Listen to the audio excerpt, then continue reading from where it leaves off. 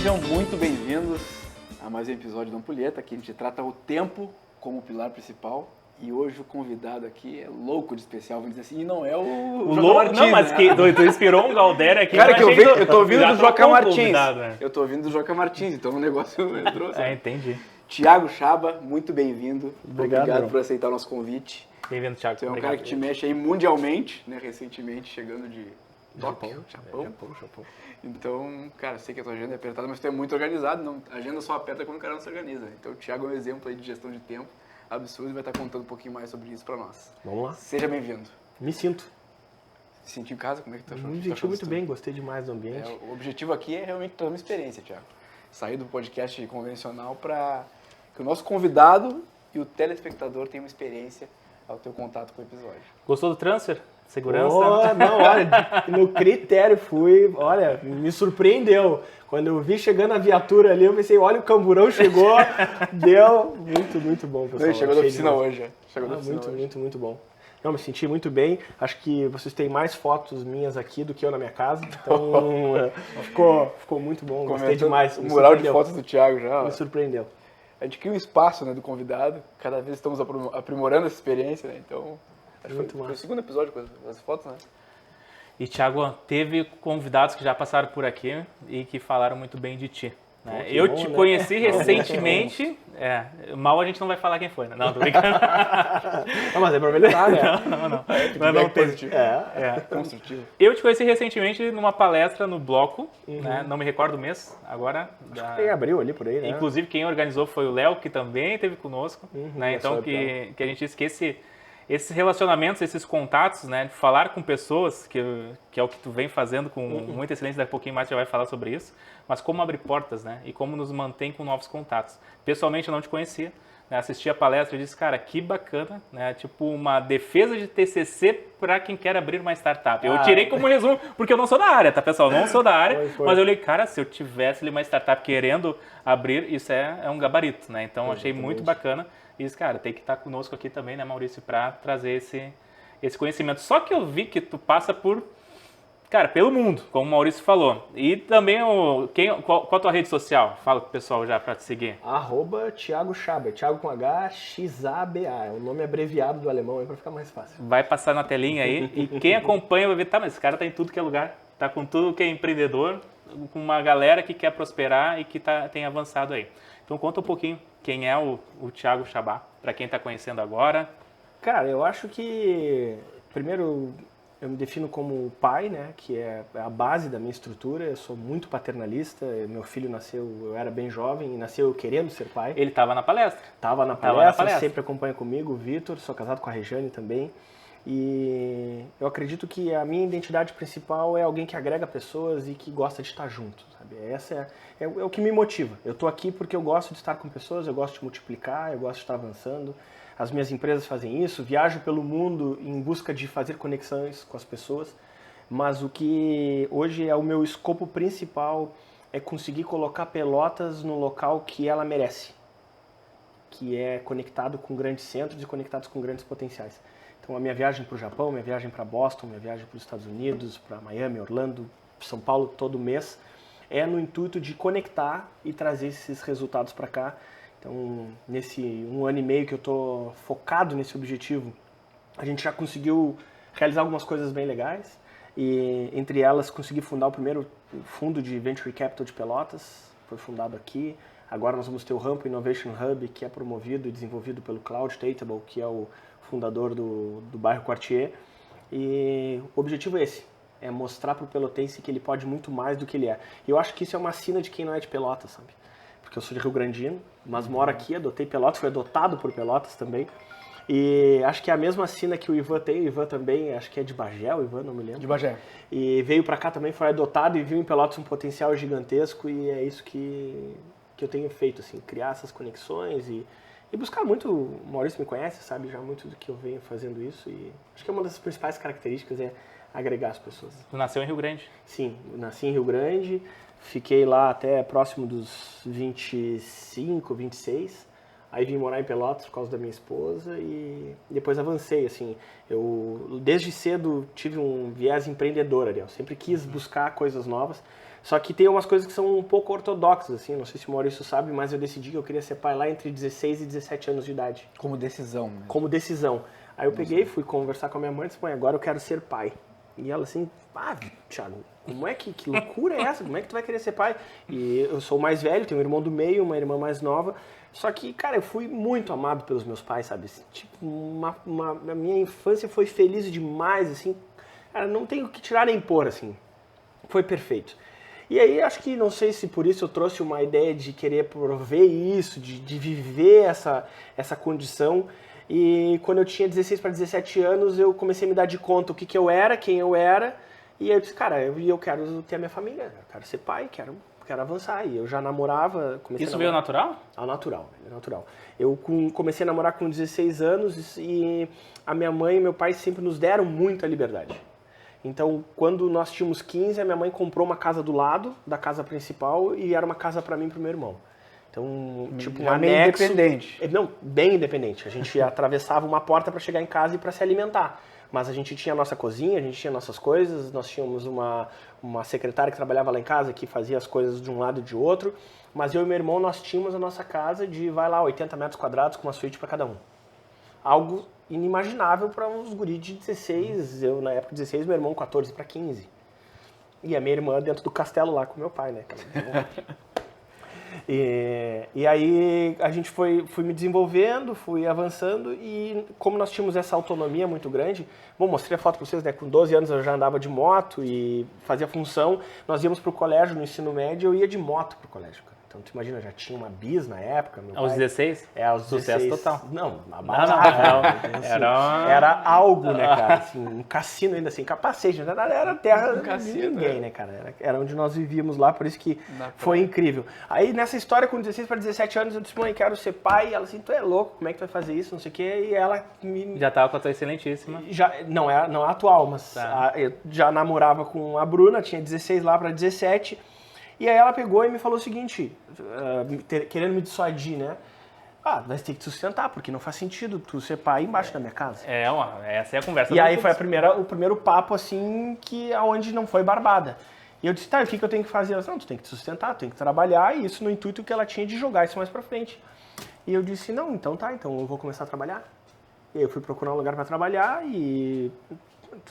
não dava pra fazer estágio, era uma coisa meio estranha, e eu consegui um trabalho para trabalhar um turno inteiro, e aí então não ia mais estudar, e tentei estudar de noite, o negócio ficou meio estranho, eu disse, no segundo ano do colégio, né, do ensino médio, disse, mãe, vou largar o ensino médio. A mãe dando pulo de alegria, né? Tá louco, assim, né? Tá e casar era a meta. Ser pai era a meta. Era o objetivo, cara. E aí, nesse meio tempo, ela pegou e disse assim, não faz isso, não sei o que. Eu disse, não, mãe, tá decidido, não volto mais pro colégio, começa a trabalhar. Fui pra dentro de uma pet shop, limpar a caixa de cachorro, ajudar em limpeza de material de cirurgia.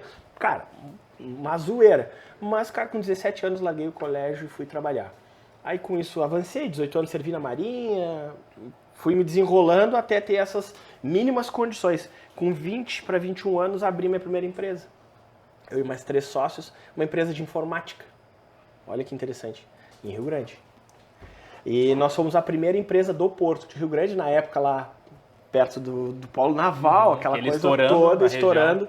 Aí nós abrimos uma empresa de informática, porque na realidade o que acontece? Eu trabalhava e nessa época eu já fazia faculdade, em outro turno, e fui indo, surgiu a oportunidade de trabalhar e abrir a nossa empresa, e aí abri com 20 para 21.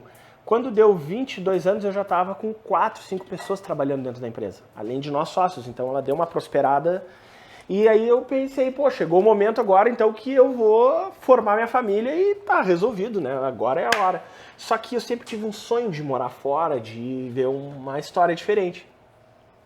E sempre fui muito de propósito, sempre fui muito intencional. Essa é uma palavra que vem regendo a minha vida, que eu encontrei ela. Eu sempre fui muito intencional. Eu venho aqui com a intenção de agregar. Para o Maurício e para o Ariel. E a minha mente gira ao redor de agregar. E cada lugar que eu vou com uma intencionalidade. E a minha intencionalidade, então, meu propósito nesse momento era ter o meu filho, mas eu queria estar pleno nisso e eu sabia que o intercâmbio era um sonho que eu tinha. E aí, então, com 22 anos, eu decidi, vou ir para o intercâmbio. Já me mantinha, na época lá ganhava seus, R$ 1.500 lá, e era uma graninha legal, o equivalente a uns 4, 5 hoje, mas também não é tanta coisa assim. Foi na época daquela foto? Foi naquela época daquela foto ali, um pouquinho antes do Vitor nascer ali, daquela que a gente tem ali. Não, na realidade foi aquela que tu me mostrou lá, que tá eu e a Regiane se beijando lá. Isso, no Canadá. Aí o que acontece? Vou fazer o intercâmbio, aquela coisa toda, no meio tempo, a minha namorada, essa que eu namorava, a Bruna, ficou uma história, não quero ir, não gosto, não sei o quê, papapá, meio que se embolamos e eu fui igual. Então, toquei. E aí, pro azar dela, sorte, não sei o que rolou, eu conheci lá a Regiane. Sorte, né? Vamos dizer que é sorte. Foi dos dois, foi muito bom, né? Na realidade, sempre tive mulheres incríveis ao meu redor. Tanto a Bruna, que é a minha namorada, como a Regiane hoje. Enfim, só tenho grandes mulheres ao meu redor. E aí, nesse meio tempo, assim, que aconteceu isso, fui pro Canadá e aí passei um perrengue lá, mas um perrengue, porque foi quando deu a quebra da bolsa lá do Lehman Brothers, subprime, o dólar saiu de 1,65 para 2,75.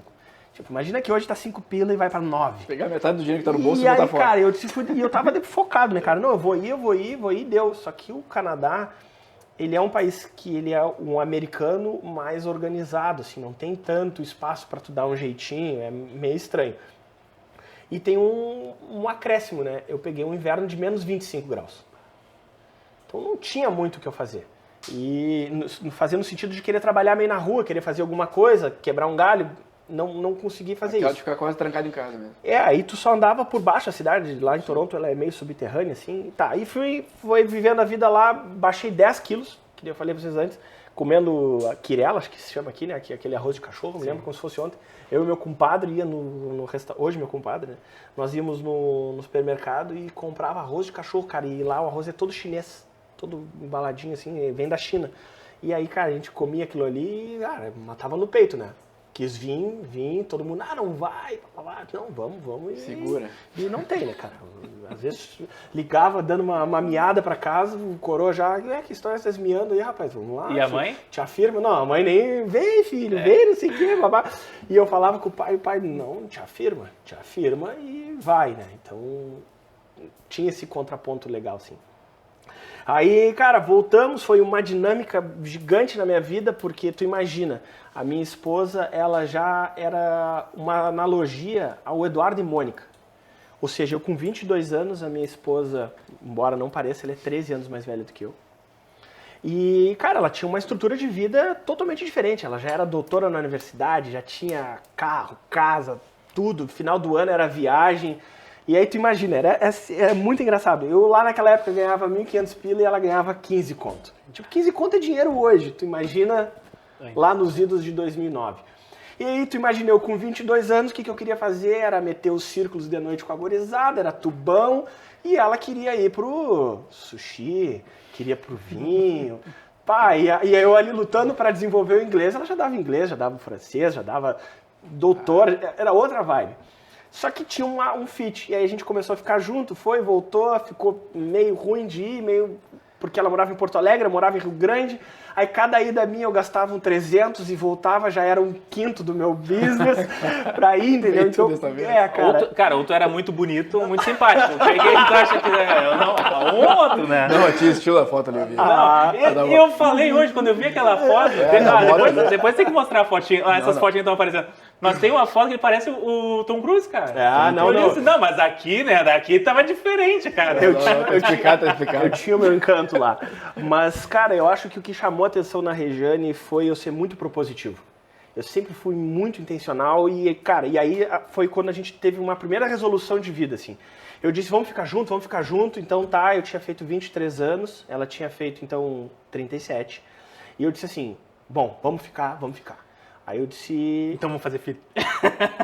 E ela disse, não, mas peraí, vamos curtir a nossa vida, porque não fazia um ano que a gente se conhecia. A gente se conheceu em 9 de janeiro de 2009. Ela também estava de passagem no Canadá. Ela também estava fazendo a mesma coisa que eu lá. Todo ano ela viajava para um lugar do mundo e ficava um mês para desenvolver a língua, para ficar passeando, solteira a vida inteira, amor, dos 15. Ela do interior de Vacaria, com 15 anos foi para Porto Alegre e solteira desde sempre, então tu imagina. Aí chega um guri lá, metendo um horror na vida dela. Revolução, hein? Cara, foi algo assim. E naquele momento tu tem aquele contraponto da família, né? Pô, Thiago, tu tem 23, ela tem 37. A família dela, pô, Regiane, tu tem 37. Ele é um guri. pai, tu fica naquela situação. E nós fomos avançar, e eu disse, não, vamos avançar, e nesse momento vem as mulheres sábias na minha vida, né?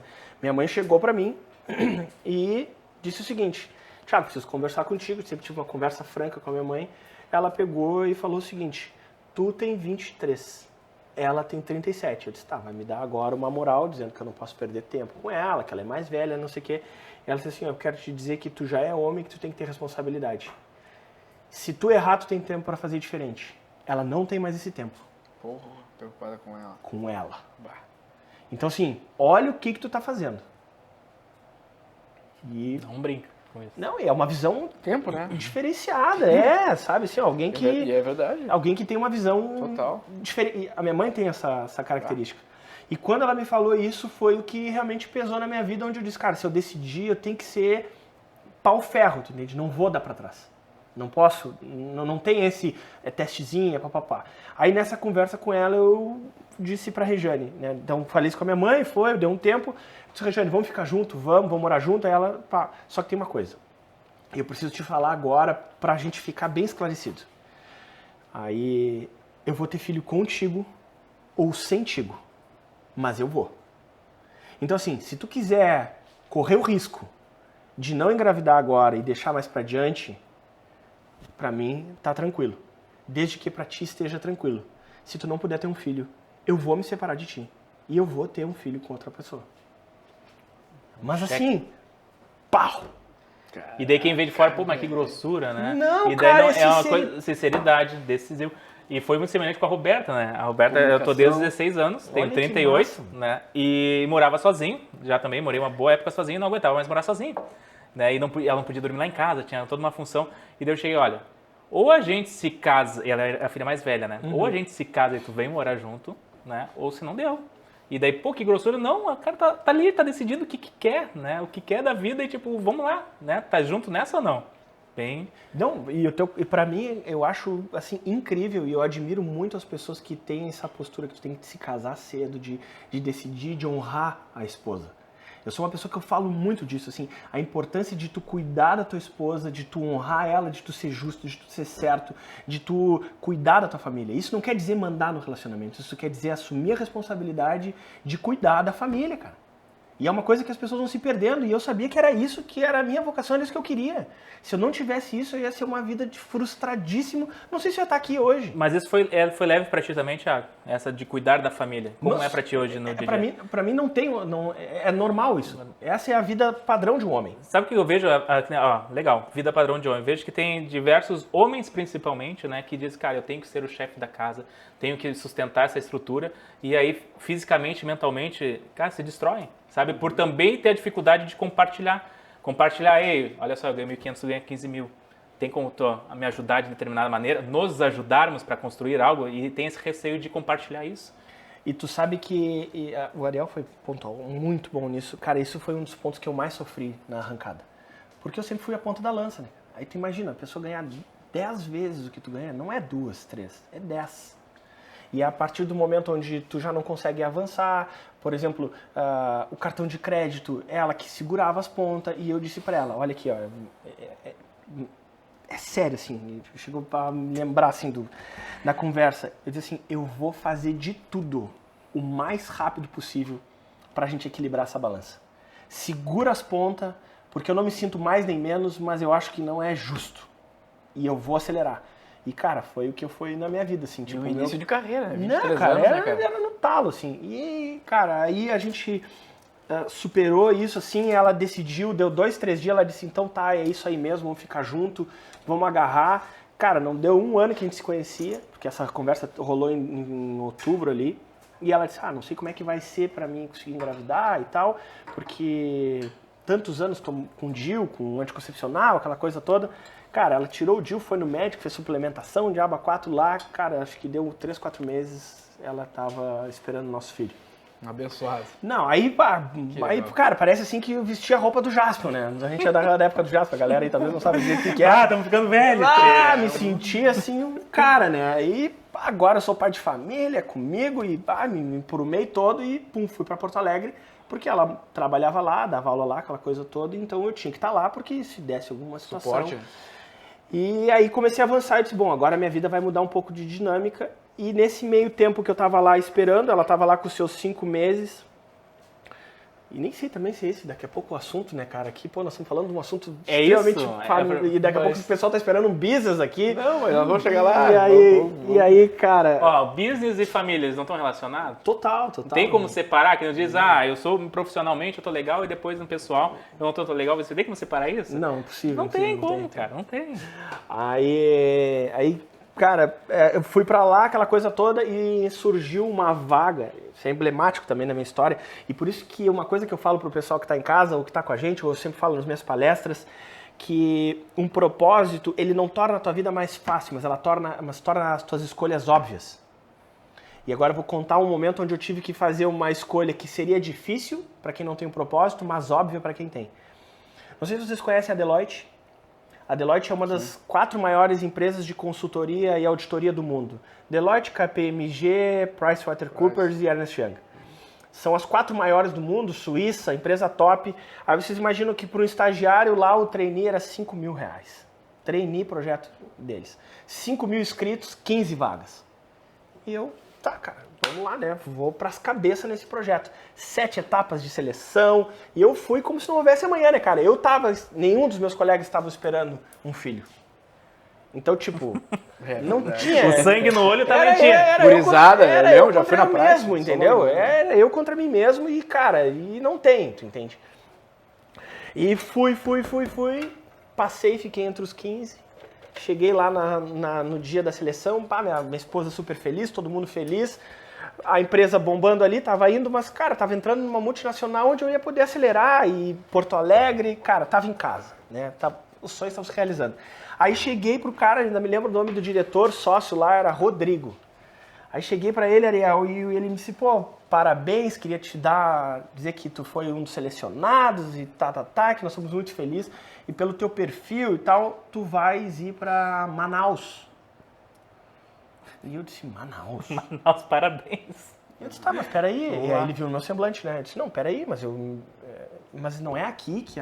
Não, o teu perfil, a gente quer que tu te desenvolva e a gente acha que tu vai desenrolar em Manaus. Eu disse, tá, mas quantos dias eu vou ficar em Manaus? 3, 4 dias? Não, vai ficar 1 mês. Com 1 mês? Não, mas ninguém me falou isso durante todo o processo de seleção. Aí ele viu que eu fiquei meio... Disse, não, é porque a gente tem várias unidades e pode ser que tu vai ficar 1 mês. Tá, mas quanto tempo tu vai me avisar de antecedência, cara? Disse, não, geralmente a gente avisa com 1 semana antes, mas pode ser que eu te ligue na sexta pra tu ir na segunda. Disse, tá, mas quantas vezes eu volto? Volto todo final de semana? Não, a cada 15 dias a gente dá uma vaga. Eu disse, cara, mas ninguém me falou disso. Ele disse, é um problema pra ti? Eu disse, cara, é um problema gigante. A minha esposa tá grávida de 5 meses e, cara, quando meu filho nascer e ela grávida, em hipótese nenhuma eu vou ficar fora, porque somos nós aqui, não tem. Se dá um BO lá, ela não tem como ligar pro pai pra ir buscar ela e levar ela no hospital, vai ligar pra um táxi. E o cara disse, mas isso vai ser um problema. Eu disse, não vai ser um problema, tá resolvido, obrigado pela vaga. Pum, pode chamar o próximo. Boa. Acabou, velho. Porque eu tô dizendo, não é que ficou mais fácil a minha vida, mas a decisão era óbvia. Tá na frente, né? E quantas as pessoas às vezes enrolam, né? Tempos e tempos até tomar uma decisão. Não. Ia mudar o curso todo de hoje, né? E aí, não por acaso, cara, meu filho nasceu de 7 meses. Ficou 29 semanas, eu ia estar lá, cara. Minha esposa deu um BO no meio do nada, na madrugada, a gente teve que pegar o carro e sair. Tu imagina, 4 horas da manhã, quanto tempo eu ia levar de Manaus pra chegar? E toda a situação que foi. Então, isso é uma coisa que eu digo, cara, eu tenho a bênção de ser uma pessoa que conseguiu estabelecer propósitos de vida. E o propósito de ser pai me norteou de uma maneira tão gigante que eu me sinto mais abençoado de ter escolhido ser pai do que qualquer outra coisa, porque isso me deu sempre muita força para avançar. E quando que tu acha, Thiago, que tu encontrou o teu propósito? Cara, é que... O propósito é algo, eu vejo que é algo muito grande, né? Grandioso e é mais uma compreensão interna. O que eu vou dizer assim, eu não cheguei e virei ampulheta assim, desculpa mudar aqui, eu encontrei agora. Eu acho que o meu propósito ele é que nem esse conjunto de areia, ele foi se construindo à medida que o tempo ia passando. Na realidade, meu propósito já estava aqui, eu só não enxergava. É como se eu só olhasse para a parte de baixo, eu não enxergasse a parte de cima. Então, meu propósito estava se construindo, eu não estava enxergando ele. Até que chegou um momento que passou um tempo onde eu enxerguei o que estava em cima e disse, era isso aqui que estava correndo no tempo, eu não percebia. É o que parece que tu deixou o propósito vir, sabe? Às vezes a pessoa identifica e não deixa ele brotar. Algumas crenças, né? Não, aqui eu quero ser pai. com 16 anos, nunca tinha visto isso, assim, quero ser agora, entendeu? Foi mais ou menos assim. E é deixar aflorar o propósito, né? E não adiar, porque tudo é tempo, né, Thiago? Isso aqui é perfeito, né, cara? Então, hoje eu sei que o que eu tenho de mais precioso é isso e, de novo, essa situação ela se repetiu na minha vida diversas vezes. Eu fui morar lá em Portugal, que tu sabe, e eu retornei em função disso. Eu tive a oportunidade de ir para São Paulo, retornei por causa disso. Estados Unidos, a mesma coisa, porque eu sempre tive essa questão familiar como prioridade e sempre me facilitou as tomar as escolhas. Mas não tornou minha vida mais fácil, mas tornou óbvio. Isso porque isso muda o jogo. Essa é outra coisa que eu falo bastante. A política da desistência, ou seja, desistir das coisas, começa com a indecisão. E eu nunca deixei indecisão permear minha vida, porque quando é que tu vai te separar? Quando é que ocorre a separação? É quando tu começa a pensar se aquilo ali vale a pena. Ou seja, primeiro vem a indecisão, e a indecisão sustenta a desistência. Aí desiste do casamento. Quando é que tu desiste da sociedade? É quando tu passa a ter dúvida. Então eu nunca deixei a dúvida ganhar espaço, porque eu acho que a desistência ela é fruto da dúvida. E sempre busquei isso, e tudo que abalava a minha certeza, eu ia lá e neutralizava, ou mudava o rumo, reorganizava. E aí quando deu essa história do meu filho nascer, ele nasceu de 7 meses, 1,6 kg, foi a 1,400 e um pouquinho, porque quando o bebê nasce ele dá uma baixadinha, e tu imagina, ele era menor que uma garrafa PET, então tu imagina. Era cara, sei lá, a cabeça dele era do tamanho desse... Aí o teu sonho ali, Thiago, risco, com né? licença, tá? Mas eu não... Ó, eu tô olhando por baixo. Cara, hoje é diferente aqui, tá? Pizza que o convidado trouxe. Da onde a pizza? É do Mordomia, essa pizza aí. De que é essa daqui? Essa aí é de queijo, bacon e mel. Tá sem o bacon porque eu não como bacon, mas a parte de vocês tem. Bacon? Não, Cara, a outra ó, é com bacon e mel. Essa aqui tá separadinha. Embaixo tá fantástica. Vamos seguir. Thiago, cortar. pizza encontra onde essa pizza aqui? Nos melhores supermercados e conveniências. Guanabara, Trecho, tu vai encontrar daqui a pouco. Nós atendemos também em Paraíso e dentro dos condomínios fechados, dentro das lojinhas também tem. E também para quem quiser, a gente faz a entrega lá na hora. Então, precinho também excelente, dá para fazer, encomendar lá direto. Fica na Avenida Juscelino Kubitschek, 4073, do lado da onde era Augusto Salé. Olha aí. Lá do lado da Artes do Brasil. Já trago de volta. Traz de volta. Já volto, só vou experimentar aqui. Thiago, quando tu analisa e vai tomar uma decisão, a decisão é negativa, não, tem que mudar esse processo. Não é, tu falou ali que tu respire, não deixa a dúvida, a incerteza crescer, mas quando tu vê, cara, isso aqui não é mais pra mim. Cara, eu sou uma pessoa que eu mudo muitas vezes. Isso é um dos valores da Axis, que é a nossa empresa, que é a inovação. E inovação não é ser genial ou inventar a roda. Para mim, inovação é tu mudar sempre que necessário e fazer mais de uma maneira diferente. E uma dessas frases na Axis é que a única coisa que nunca muda na Axis é que nós vamos sempre mudar. E eu já me mudei de casa no mínimo umas 8 vezes, porque eu achava que não estava adequado ao que eu precisava. E a Axis entre matriz e filial já foi mais de 16 em 7 anos. É mesmo? Então eu chego, não adaptou, não ficou como eu achava que era, muda, porque... E rápido.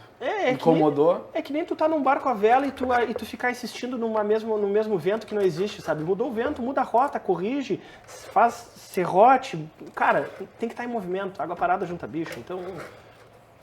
Isso, cara, trazendo aqui pro nosso episódio, né? Ganha tempo, né? Identificar rápido isso. Isso. Conseguir fazer uma matriz e analisar, cara, eu preciso mudar aqui, vamos começar a mexer. E a cultura da turma quando toma uma decisão assim, galera, vamos mudar de escritório. Eu conheci 2 desses 16 aí. Cara, o pessoal lá já tá muito acostumado a essa mudança, assim. A gente já vem no DNA da empresa. Isso é uma cultura forte mesmo. É que, assim, o Ariel me perguntou antes de quando é que o meu propósito se estruturou, né? Que eu vou chegar no que tu me perguntou. O meu propósito hoje, eu enxergo que é fazer com que todas as pessoas que cruzem o meu caminho cresçam. Esse é o propósito básico e toda manhã eu faço uma oração onde eu peço isso. Uma prece que ela me deixa bem e que é a seguinte: eu aspiro transformar toda ignorância em lucidez, todo sofrimento em felicidade, toda negatividade em positividade. Que o Espírito Santo me abençoe e me conduza nessa jornada de amparo a mim e a todos aqueles que cruzarem o meu caminho. Porque eu acredito que tu não pode fazer nada pelo outro que tu não faz por ti.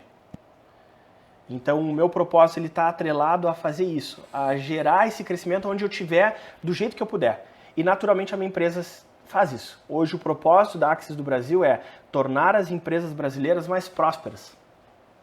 E detalhe, não é os nossos clientes, é as empresas brasileiras mais prósperas. Então, eu tenho várias empresas que têm contato comigo, que não são nossas clientes diretos, mas que, de certa forma, elas crescem por causa disso.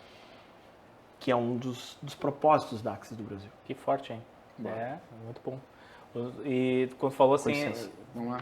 Não, imagina todos os dias fortalecendo, né? Me perguntou como o pessoal se adapta, né? Cara, é estranho se não tiver mudança, né? Chega daí, certamente vão achar estranho se não tiver mudança. E como tem empresas ainda, Thiago, tu deve ter isso na tua trajetória, que falam em alguma mudança e vem aquela dificuldade em querer mudar ou se atualizar.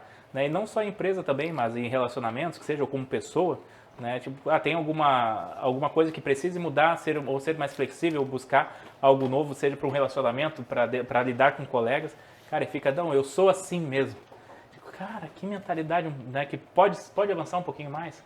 Né? E a empresa, os nossos valores na empresa, ele é a flexibilidade. Né? Justamente também flexibilidade junto com essa intenção de mudança. Cara, não está mais dando certo aqui, vamos mudar, vamos testar de outra maneira. Ampulheta também, né? É um teste que deu certo, mas o que custa testar algo que está dentro de nós, que quer fazer avançar? Ele não vai ser só um testezinho na primeira falha recuar, mas vai ser um teste que daí tá ali, não, isso aqui vai dar certo. Vai dar certo, então vamos lá, vamos avançar e vamos procurar também N maneiras de levar a mensagem do treinamento, né, do Reprograme adiante, e o canal ficou Ampulheta e conhecer, cara. Tá aqui sempre uma aula para nós. É sempre uma aula quem está aqui do outro lado, porque a gente aprende. E quando vai falando, vai remetendo dentro da nossa vida, né? E certamente quem está escutando, quem está visualizando também esse episódio, se parar para trazer para o consciente, repara na tua vida o que está sendo conversado aqui. Tenho certeza que vai fazer sentido, mas tem que parar, né? Tem que olhar. Tem que olhar. Queira olhar também, né? Tu sabe, Ariel, que eu vivenciei isso na prática a partir de uma nação. Eu fui no Japão, faz 20 dias que eu voltei e fiquei 12 dias no Japão. E eu saí com a expectativa de todos nós que nascemos na década de 80. Década de 80 também, ou tá um pouquinho antes? 82. 82, tá. Não parece, né? Ele não parece, né, cara? Ele parece dentro da janela de 80, então. Deram 28. 78. Deram 28 há quantos anos atrás, né? Eles diz, eu te falei que tu pareceu Tom Cruise, eles dizem que é o Brad Pitt dos Pampa. Eu não sei de onde, cara. Não sou eu que digo. Ah, não, olha. Tem comentado. Protetor solar passou longe, não, né? Tem uma vizinha que me chama de Hugh Grant. Pesquisa. Será que pesquisar isso aí pra ver se... Cara, que delícia. Que delícia. Muito bom, Thiago. Muito bom. E vocês estão comendo sem o bacon. Quando vocês comerem o pedaço... Não, o do bacon já tá totalmente sem bacon. Essa aqui tem uns pedacinhos aqui, mas é mixaria. Então pode comer... É que eu separei. Podem comer aqui que... Aí... Tu sabe que nessa minha incursão lá no Japão, eu percebi exatamente isso. O Japão, todo mundo sabe, foi liquidado na Segunda Guerra Mundial. Quando acabou a Segunda Guerra, eles resolveram mudar o mindset deles e atualizar. Eles fizeram isso lá em 1900 e poucos, quando chegaram os britânicos e fizeram aquela revolução lá no Império. Depois, na Segunda Guerra Mundial, onde de novo eles acharam que estavam numa frente que eles não estavam. E desenvolveram todas as técnicas. E aí é o Japão que a gente conhece na década de 90, quando a gente era criança, que é o Japão do Jaspion, do Jiraiya, o Japão altamente tecnológico, que a gente imagina hoje que o Japão chega lá e roubou para tudo que é lado, aquela coisa toda. Depois Kenshin, Samurai X e Dragon Ball e Escambau.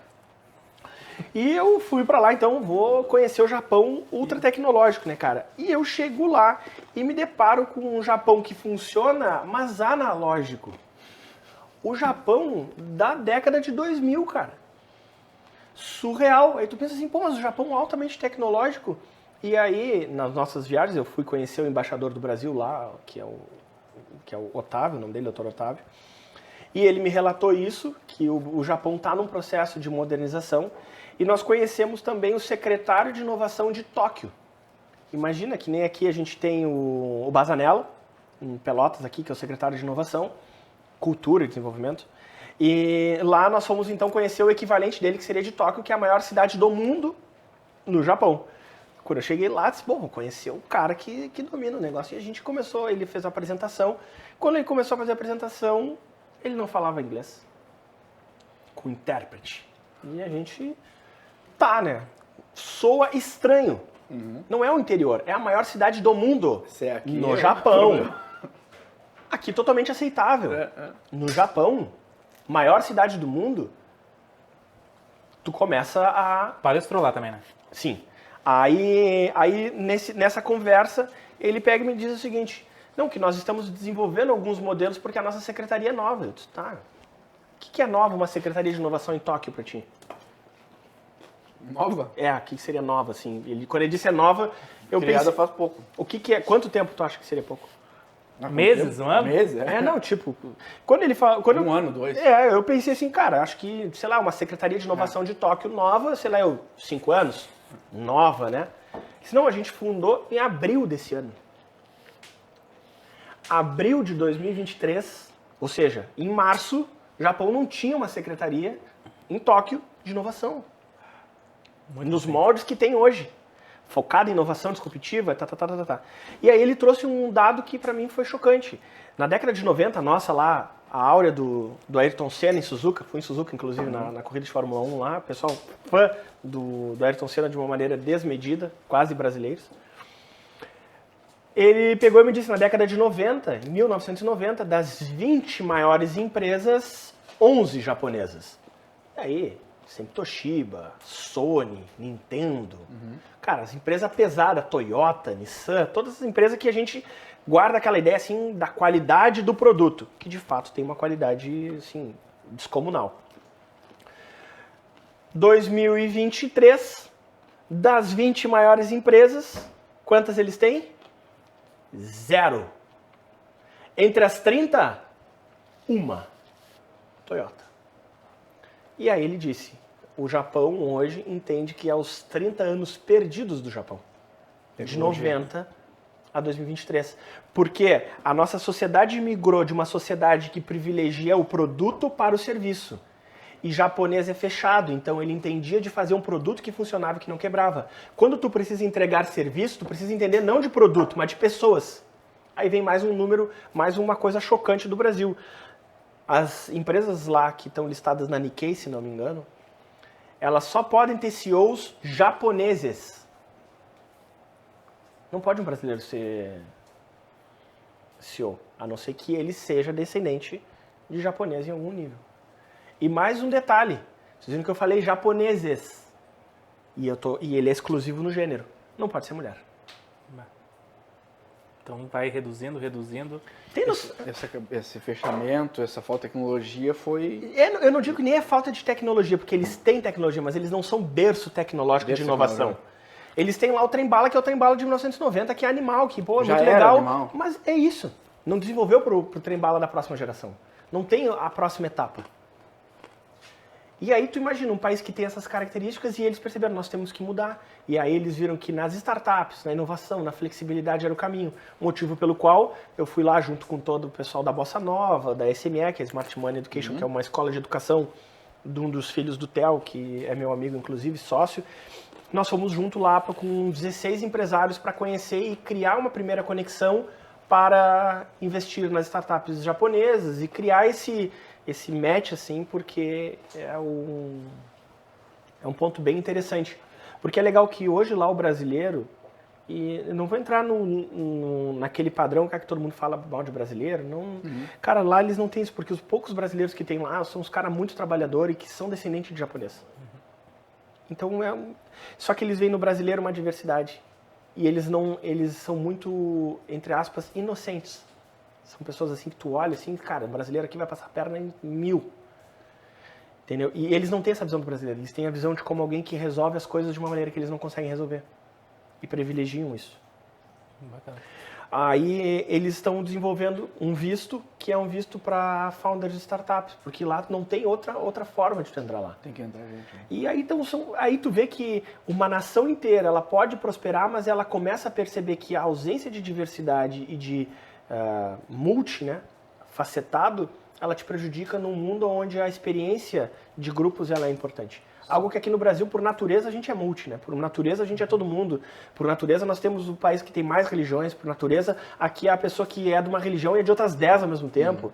Que surge o católico não praticante, que surge o umbandista que é espírita, o evangélico que vai na igreja católica, que tipo, é um conteúdo, uma miscigenação que dá a nossa força, a nossa pluralidade, né? E lá eles sofrem disso. Então, por isso que eu acho que... Tradicional, o Brasil é o país mais inovador, a gente só não é o mais organizado. Exatamente. E tu estando lá e dando a tua palestra e sabendo já dessa cultura, como tu te sentiu lá, Thiago? Eu me senti privilegiado de poder levar e ajudar as pessoas lá, meu. Eu me senti privilegiado de estar num país tão próspero e ver que a prosperidade financeira... Não posso mexer aqui. Não, vai lá. Não, por isso que não dá pra deixar ele mexer, cara. É sempre assim. Ou vai derrubar a carne no fogo, vai derrubar pizza agora. Não é pra mim, não é pra mim. E ver que a prosperidade financeira ela não é sinônimo de prosperidade, de felicidade pessoal. O Japão é um dos países que mais tem suicídio do mundo. O Japão ele teve que fazer uma lei que a pessoa que se suicidava deixava uma dívida de não sei quantos milhões de ienes para a família porque para dar uma diminuída. Os metrôs do Japão, todos eles têm uma cerca porque era a forma que as pessoas mais tinham de se suicidar, a se jogar ali na frente dos trens e tal. Então tu vê que, de novo, numa escala macro, o que é falado em micro e as pessoas não levam em consideração, que condição financeira e sucesso financeiro não é sinônimo de felicidade e sucesso na esfera pessoal. E eu pude presenciar isso lá em fato, tu entende? Mas, de novo, não quer dizer que é um país ruim, não quer dizer que não é feliz, não é nada disso. Mas tu vê que os extremos, eles indicam uma distorção de núcleo. Então lá foi o primeiro local onde eu vi que tu aluga alguém para passar o Natal. Imagina, cara. Olha a falta de... Tipo, tu entende que eu posso te locar para tu passar o Natal comigo, Ariel, lá? E é um dos empregos que é mais demandado, é passar festas junto com a pessoa, porque lá não tem. E aí, então, tu imagina a ponto de... Só que o que para nós hoje aqui, é triste, para eles lá foi uma salvação. Pô, que bom que inventaram alguém, assim como inventaram o Uber, que fez sentido para nós, que bom que inventaram alguém que eu posso passar o Natal ou alugar para passar um final de semana feliz. E falou com algum japonês que veio ao Brasil já e teve alguma experiência aqui lá? Vários. Como é que... Eles acham legal a nossa felicidade, mas eles não conseguem com a desorganização. Entendi. É mais forte. A desorganização para eles mais por isso, é né? mais doída, porque, por exemplo, assim, lá, cara, as coisas são muito lineares, assim, sabe? Por exemplo, tu foi mexer na panela ali mesmo que de sacanagem. Lá, isso jamais aconteceria. Jamais uma pessoa faria algo que não é o script dela fazer. Tu entende? Por quê? Porque faz parte, tipo, jamais eu chegaria aqui e, por exemplo, que nem eu fiz e peguei a primeira pizza para ver se estava bom. Lá não, a primeira pizza é a pessoa que tá a dona da casa, não importa qual é a condição, é ela que vai determinar quem é que vai fazer aquilo aí. E Tem regra para tudo. tipo, para fumar tu não pode fumar na rua. Tem que fumar num local específico. Talvez essa pressão, essa questão da infelicidade. Isso, e aí dá uma judiada neles nesse quesito. Mas a organização deles é incrível, cara. O trânsito deles é surreal. Eu fui na Shibuya, que é a rua aquela mais movimentada do mundo, sabe? Aquele cruzamento que cruza não sei quantas mil pessoas simultaneamente. Aquele cruzamento ali, tu vê que não tem ninguém se batendo, não tem ninguém sendo grosseiro, todo mundo espera, esquiva, acontece todo mundo correndo, mas tem aquela coisa assim de contribuir para avançar. Foi muito estranho. Eu fiz o embarque para o Japão, eu cheguei em Tóquio, e aí de Tóquio eu fui para Osaka, que a gente chama de Osaka aqui, mas eles chamam de Osaka. Aí quando eu fui embarcar no avião, eu já notei a diferença na hora do embarque. Sabe que quando vai chamar as filas fica aquele tumulto ali, quando a gente vai, fica todo mundo meio que se batendo, esperando para entrar na fila e não sei o quê. Tirando já Eles chegaram e dizem assim, cara, primeira, número 1, número 2, número 3. As pessoas levantam e vão. Aí elas ficam em blocos, assim. Não fica todo mundo alvoroçado. Aí eu fui ver que tinha uma fila que ela se formou automaticamente para ter as chamadas. Então todo mundo que era o 6 se agrupou no 6. Todo mundo que era 5 se agrupou no 5, no 4, e à medida com que chamavam, eles iam direcionando as pessoas. Mas tem umas coisas que são diferentes. Por exemplo, lá não tem vaga de idoso, nem de deficiente, nem de grávida. Mas respeito. Respeitam, mas eles não levantam. Eles acreditam que todas as pessoas são iguais, independente da idade. Isso pra nós já é diferente. No entanto, que quando eu tava no metrô e entrou uma senhora idosa, cara, a primeira coisa que tu faz é, levanta aqui e senta. E ela ficou extremamente lisonjeada, tipo, muito obrigada, aquela coisa toda. E, não é normal. E fazia assim porque não era um movimento normal. Tem dias que isso pode acontecer. Por exemplo, quando eu ia no super, é a mesma coisa. Lá, 10% da população tem mais de 80. Então, tu encontra alguém de 80, a cada 10 tu encontra uma tem mais de 80. Aí 2 tem mais de 60 e 5 tem mais de 50. E aí nesse ambiente, naturalmente tu vê uma pessoa, tu deixa eles passarem. E aquilo ali para eles era uma coisa assim muito diferente. E essa viagem, tô voltando para cá, tu comentou nos bastidores, acho que quem não falou, mas tu tem seis empresas. Isso, tem 6 empresas que eu envolvo diretamente, né? Diretamente. E essa viagem, tu já conseguiu trazer algo também para tuas empresas? Sim. Sim? Sim. Uma das coisas que eu trouxe para minha empresa é fortalecer cada vez mais que nós estamos no caminho certo. Então eu trago, sempre que eu vou fora, eu digo, isso aqui a gente está fazendo certo, isso aqui acho que a gente pode melhorar. Então acho que a gente pode ajustar os nossos processos e acho que a gente pode fazer X, Y, Z, né? Porque lá é excelência em processo. Excelência em processo. Tá. Daí tá daqui, cara, eu posso melhorar aqui com a equipe ainda mais. Posso melhorar. Por exemplo, assim, não importa o tamanho do negócio, antes de começar o expediente de todas as pessoas tem uma reunião de 5 minutos. Não importa o que seja. Do boteco da esquina à multinacional, 5 minutos, o líder de equipe fala com todas as pessoas. E é 5 minutos. Não é 5 e 2, não é 4 e 48, é 5 minutos antes da operação. Ninguém começa a trabalhar sem antes estar junto. Então, digamos que fosse começar a ampulheta, os últimos 5 minutos, estamos todos nós aqui, alinhando os últimos detalhes para saber que a gente começou junto e termina junto. Acabou o expediente, junta os cinco, junta as pessoas, 5 minutos. Todos falam ali, de forma objetiva e sai. Todos. Isso foi uma coisa que me chamou muita atenção. E eu já implementei dentro da Axis. E os métodos Kaizen aqui tem...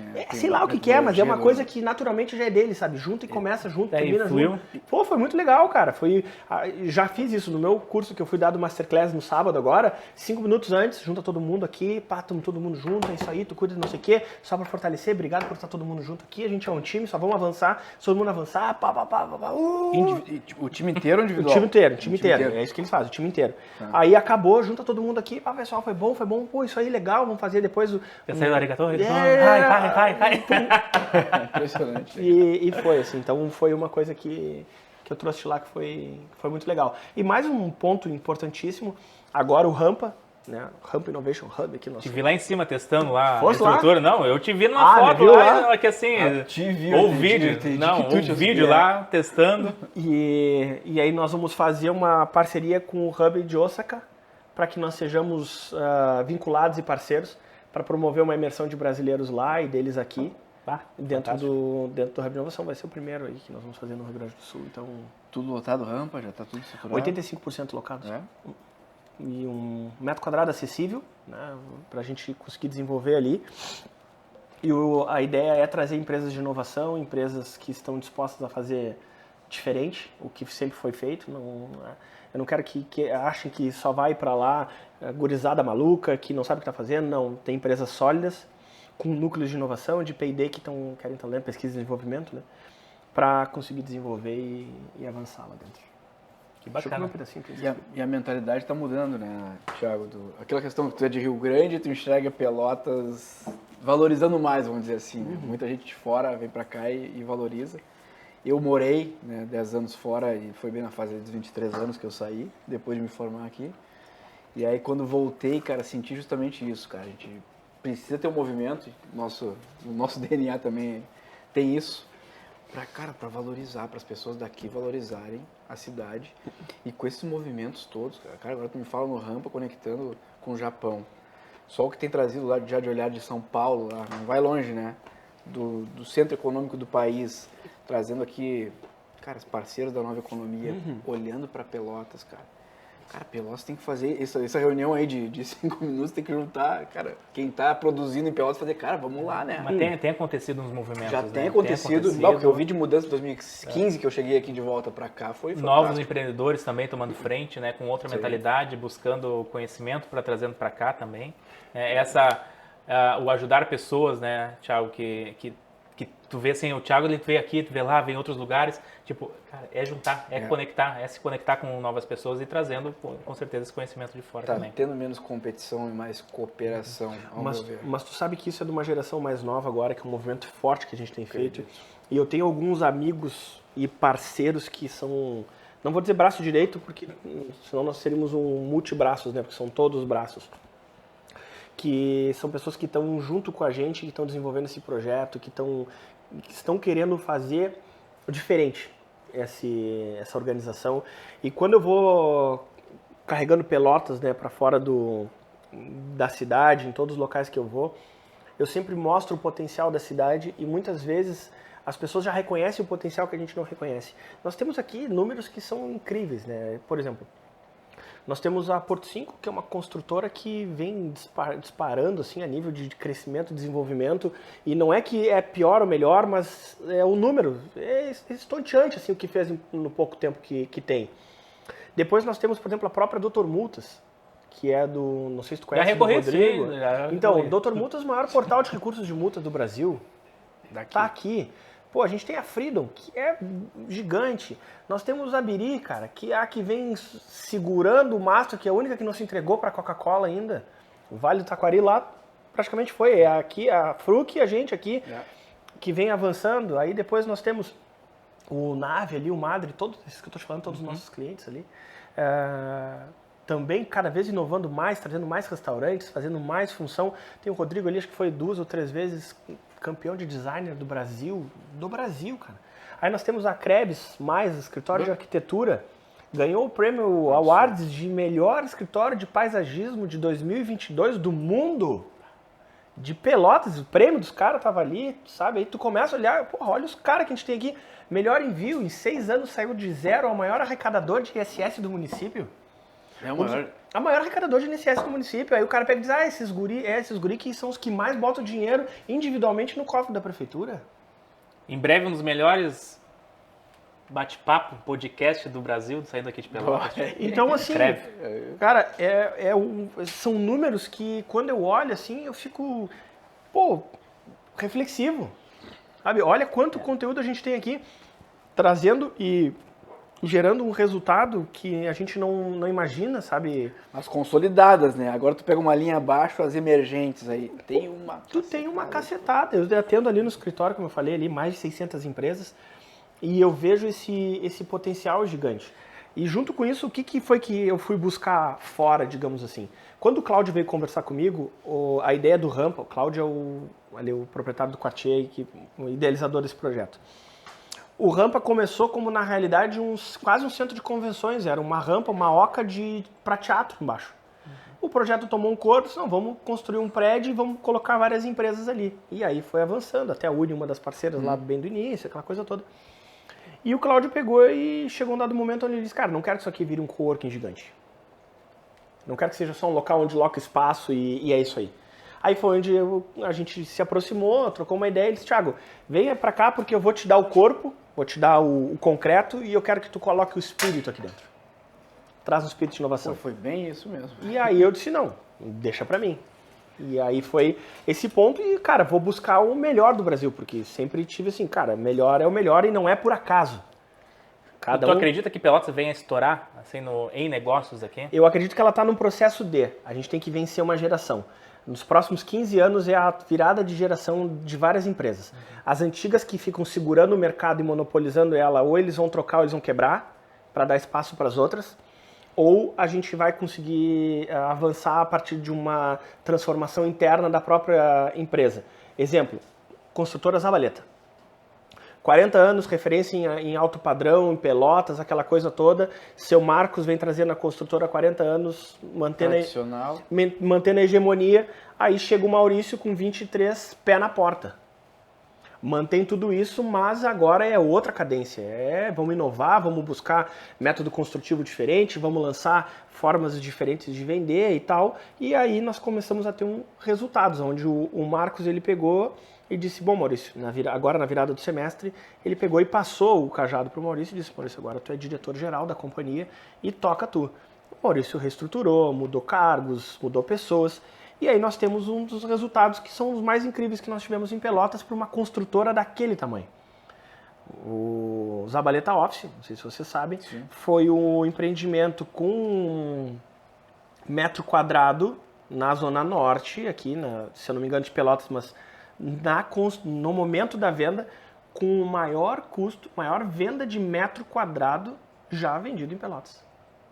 Talvez possa ter aqui alguma diferença, mas na Zona Norte ali, na época, hoje tem imóveis que tem 1 metro quadrado maior, ok, mas no lançamento O maior De metro venda quadrado. rápida, aquela venda rápida. Não, cara, acho que o metro quadrado tava 11.500. O maior valor de metro quadrado. Quadrado vendido Entendi. no lançamento. Aí se tu for ver hoje, tem empreendimentos que valem mais? Vale, mas estão prontos. Prontos ou quase prontos. Então assim, tô falando no lançamento, 11,5 metro quadrado. No terreno, olhando o terreno só. Olhando o terreno, olhando o terreno. Cara, a gente bateu lá em 15 horas 100% das vendas. 15 horas. E aqui entra a força da inovação e a força da diferença. O processo todo foi capitaneado pelo Maurício, né? Organizou, mas ele foi feito a muitas mãos. Quem é que estava no processo de vendas? Guimarães, da consultora Guimarães, uma consultora que vem crescendo bastante. Derek e Henrique. Youssef, que é um menino também Finanças, né? de 23 anos de finanças, trabalha com organização financeira, um vendedor nato também. Depois nós tivemos a mim, que estava na mesa, então eu, Youssef, os dois Guimas, Otávio, da Plannerfy, Sei, conheço também. e Maurício. Nós pegamos esse dia e nós 6 éramos os vendedores. Cara, é dono de negócio vendendo para outra pessoa. Qual é a vez que vocês, na história de vocês, pegaram donos de outros negócios, focaram uma semana e no dia da venda deixa com a gente? Atenção, o meu potencial de venda é diferente. Eu tenho negócio, eu tenho business, eu sei como é que é. Cara, eu vou estar numa mesa, o Maurício vai estar na outra, sabe que ali é outra vibe. 100% vendido. Foi por causa disso? Não sei se foi por causa disso, mas para mim o processo de venda ele é um tijolinho em cima do outro. E a gente fez um dos maiores marcos disso, e detalhe, capitaneado pelo Maurício com 24 anos de idade. Engenheiro A1. E foi muito assertivo, né, Thiago? Porque o Zabaleta, por muito tempo, lançava empreendimento. O pessoal esperava, né, o empreendimento. Exato. Né? Porque, cara, eu sei que vai vir, só que hoje com muito mais concorrente, mais opções de investimento, vamos Exato. dizer assim, né? Vocês se armaram antes. E né? aí o Maurício vem com uma inovação. Primeiro prédio comercial da Zabaleta. Ah, foi o primeiro comercial. Primeiro prédio comercial, nunca tinham feito. Então, não estava nem no track record da companhia. Mas, nesse movimento, nós nos juntamos. E eu te digo, é uma visão ou não mais jovial, mais inovadora, mais colaborativa? Total. Os Guimarães têm construtora. Eu tenho meu escritório de contabilidade. Cada um tem o seu business, mas nós vamos lá, juntamos força e bum. Olha o que é o Fabiano da FL, alfaiataria. Estouradíssimo. Vendendo mais terno que qualquer outra empresa aí. O cara, olha só, o Fabiano hoje lá dentro, ele tem mais de 300 ternos. 300! Ali. Estocado. Estocado. Quem é que tem isso hoje? A força da comunidade. FL. No aniversário dele, nós fomos lá, se reunimos no escritório, eu fazendo uma reunião, porque o meu escritório acaba virando um hub de negócios, né? Daqui a pouco tinham 6 pessoas lá dentro. As 6 de FL. E por acaso o aniversário dele. Eu disse, cara, olha aqui, ó, somos 6. Eu vi uma postagem, tá saindo pro lado. Cara, aquilo ali foi uma reunião aleatória que aconteceu, FL. Que massa. Todo mundo lá. Então, é essa colaboratividade que eu acho que faz toda a diferença e que eu vi que é um diferencial de São Paulo. São Paulo, eles não são melhores do que nós. Tecnicamente, é muito semelhante. Agora, eles se ajudam e criam um ecossistema rápido. Não tem... Lá é uma coisa que eu aprendi é o seguinte, se tu quer crescer, tu pega a galera e bota ele em cima do banquinho, bota tu em cima do banquinho, aí vocês me ajudam, eu subo tu em cima do banquinho.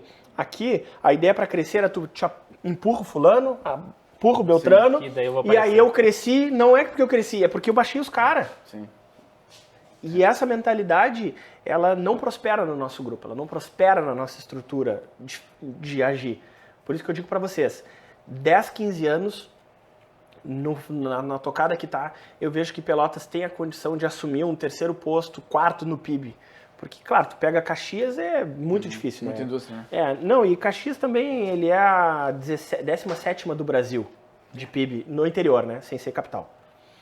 E perde lá... Pega Randon, Marco Polo, coisa então, mas tu pensa assim, cara, é 27º, entendeu? Tem outras aí no interior que são fortes. Mas eu acredito que uma Caxias, uma Canoas, a gente consegue encostar perto deles, porque nós temos uma pujança aqui muito grande, a gente só não conseguiu acertar a mão para conseguir exportar serviço. Não as pessoas, né? Não mandar as pessoas embora. Então por isso que a gente precisa criar a estrutura aqui para que a gente consiga avançar e desenvolver. Perfeito. O papo tá muito bom. A outra pizza tá pronta, não vão deixar passar. Não Hoje é faz com isso. pizza aqui. Não faz isso. Antes do intervalo, agradecer nossos patrocinadores, ao Bravo Carnes do Pampa. Bravo, hoje não foi churrasco, mas em homenagem ao convidado, não podia deixar de lado, assim, as pizzas maravilhosas estão aqui, né?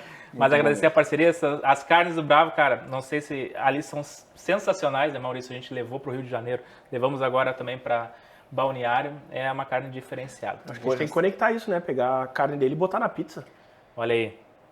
Ele fornece para algumas hamburguerias, coisas assim, é totalmente possível. Edson, a gente faz a conexão, contato com certeza. Do homem. Tá virando franquia, projeto bem interessante. E agradecer, né? Tu pode fazer aquela pose do Ivan Pons, né? Deixa eu fazer. Olhando pra baixo. Olhando pra baixo, Então tá. Isso. Não é assim. Com o relógio. Não, tem que aparecer os olhos e Tu ele tá tem escondendo teus olhos, os claro, olhos? cara. Não, olha pra baixo agora. Tá, entendi. Aí, não, aqui. Agora olha pra baixo. Aí, esse aí.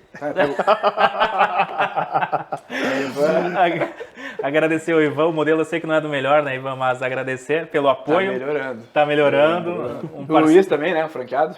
Parceiro nosso, quem abraçou aqui na Praça de Pelotas foi o Luiz, né? Junto com toda a praça ali do shopping, tem a Ivopon Kids também, o Office lá no centro. Então foi um dos nossos primeiros patrocinadores a apoiar essa ideia. Uma empresa emergente também de Pelotas e outra que tem certeza aí que breve vai... E em breve, né, vamos estar dia 17, 18 e 19 de novembro, estaremos no Mastermind do Ivan também. Estaremos juntos. Né, trazendo um pouco desse conhecimento, do que a gente fala aqui também e também do nosso treinamento reprograma. Vamos para o intervalo e a gente já volta com o Thiago Chabá. Continuar.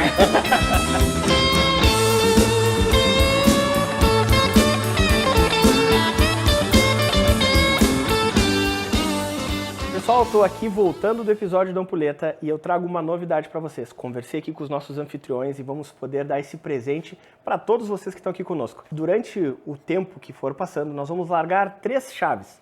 Essas chaves vão te dar direito a ir lá no Mordomia e pegar uma pizza com metade do valor. Todo aquele que encontrar as 3 palavras pode ir lá no Mordomia, Avenida Juscelino Kubitschek, 4073, e pedir a pizza do Mordomia que ele encontrou lá no Ampulheta. É uma forma que eu tenho de contribuir contigo que está aqui com a gente, assistindo, privilegiando o nosso projeto e com os meus amigos aqui da Ampulheta. Agora vamos em frente que o projeto segue e o papo é bom. Retornando do intervalo do Ampulheta, um papo de valor com o Thiago Chabá. Cara, a pizza fantástica no intervalo. Carne de panela e bacon com mel, cara. Eu tô aqui que não me aguento. Que pizza, Thiago. Mas nós vamos substituir a carne, não? Acho que dá pra variar, dá pra intercalando. Acho que, né? O patrocínio tá garantido, a pizza não vai faltar. Não vai faltar pizza. Não, pizza... é só dizer o dia que ela vai estar aí. Mordomia. Grava esse nome. E é uma mordomia mesmo, fica pronto em quantos? Poucos minutos aqui. Pouquíssimos. Foi a lenha, feita na lenha aqui, ó. Deu um sabor diferenciado. Né? Achei legal. Deu um sabor diferente. Maurício, diga. Vamos para aquele nosso momento? Ei, mentira. Já tocou o headphone? Já tocou o headphone, Maurício. Você está, você quer. Atende. Não é o headphone. Sim? Isso, Thiago Chabá, o cara da nova economia. Tá. É isso aí. Revolucionando aqui em Pelotas. Pode falar. Tô aproveitando para ler umas mensagens aqui. E apaga a tua lanterna também, por gentileza, né? Sim, pode fazer a pergunta. Ó, tá aí. Tá aí a pergunta. Olha aqui, tem coisas diferentes aqui, hein? Entraram mais. O que seria um investidor anjo? Pô, boa pergunta. Não é um bonzinho, quem né? tá O que é perguntando? de fato um investidor anjo? Essa foi Caroline Yuki, minha esposa. É boa a participação dela, né? Boa, começou. Obrigado, Carol. Tiago, e aí, o que é um investidor anjo? O investidor anjo é uma pessoa que acredita no potencial da ideia. O anjo, ele entra no momento onde o MVP não está validado. Isso é muito importante. Ele tem a característica de fazer com que a startup, naquele momento muito embrionário, consiga dar os primeiros passos. É quando tu chega com uma ideia, por exemplo, de fazer um podcast. Vamos fazer o Ampulheta. E tu já tem praticamente toda a estrutura, mas tu não tem ainda como buscar o vídeo, como buscar o áudio, como buscar todos os elementos. Mas tu já conseguiu dar os primeiros passos, já desenhou, já teve um primeiro projeto, mas quer dar o próximo passo e começar essa estruturação. E aí nós temos o MVP, que seria, numa tradução livre, um mínimo produto viável. Ou seja, tu precisa de elementos para dar o primeiro passo, para conseguir a ampulheta, para conseguir o headphone, para conseguir um quadro, alguma coisa. E aquele anjo, então, ele vem para salvar a tua ideia e avançar. Eu acredito que todo investidor anjo é uma pessoa que acredita no sonho das pessoas. E ele investe em sonhos. Ele não investe em negócios ainda. Ele investe nas pessoas. Porque o investidor anjo, ele procura a pessoa e depois o projeto. No meio da nova economia, a gente fala que a gente procura o jockey e não o cavalo. Cara, isso é muito interessante. Nunca pensei isso. Essa é a... Então, tá, não que o negócio não seja interessante, mas se a pessoa... Um negócio bom com uma pessoa que não bate... Não flui. É que nem aquilo, se tu der um carro muito bom para um piloto ruim, não funciona. Agora, se tu der um carro ruim para um piloto muito bom, ele pode não chegar em primeiro, mas ele vai estar fazendo diferente. Assim como o Senna fazendo a Lotus lá. Então, é esse o contexto.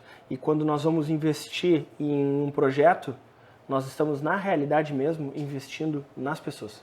E várias vezes já peguei founders onde nós começamos a investir naquele projeto e o projeto não ia para frente, mas o founder ia muito. Cara, quem sabe pivota, a gente está contigo, a gente gostou de ti, tu é um cara aguerrido, de palavra, e aí a gente avança em outros formatos. Comportamento pesa muito, então. Isso. E o investidor anjo tem uma característica. A média de aplicação é de até 50 mil reais. Não passa muito disso. É bem o start mesmo. Acima disso já é outras classificações. Tem uns anjos que investem mais, sim, mas aí é exceção à regra e tratada como tal. Perfeito. Vamos para mais, então. Baixou? Sim? Viu que às vezes tira do gancho e fica tocando, né? E às vezes não toca e atende, é assim. Cara, tem uma outra aqui, ó. Rosélia. Como eu sei que uma empresa é uma startup? Qualquer empresa é uma startup? Obrigado, Rosélia. Muito boa pergunta. Como eu sei que uma empresa é uma startup? Uma pergunta muito recorrente e muito também fácil de confundir. Basicamente, o que define uma startup de outra empresa é a capacidade de ser escalável frente a ser escalonável. O meu negócio e o teu, eles são escalonáveis. À medida com que cresce receita, cresce despesa. Isso é escalonável.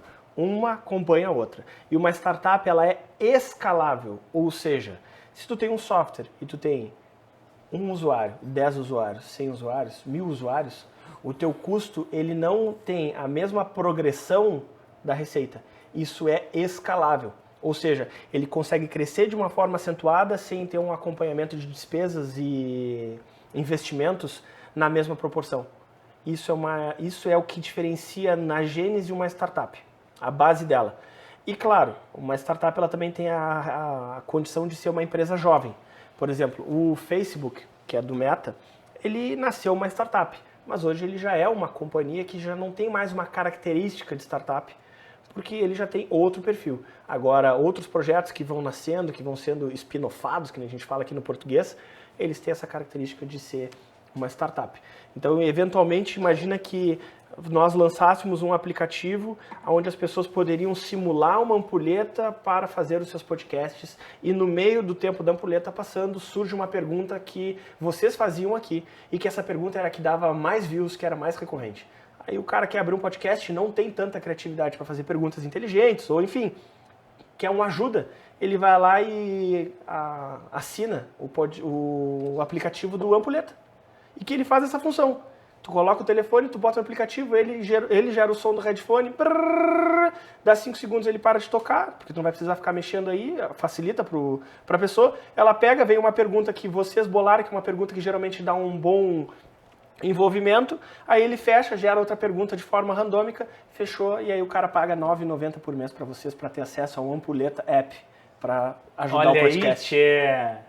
Te falei que valia a pena convidar ele. Já virou negócio. Isso é uma startup. E aí, tu ter um podcast ou ter todos os podcasts do mundo para ter acesso ao Ampulheta é animal. Aí tu imagina que ele pode ter um tablet e o tablet fica ali com a ampulheta passando.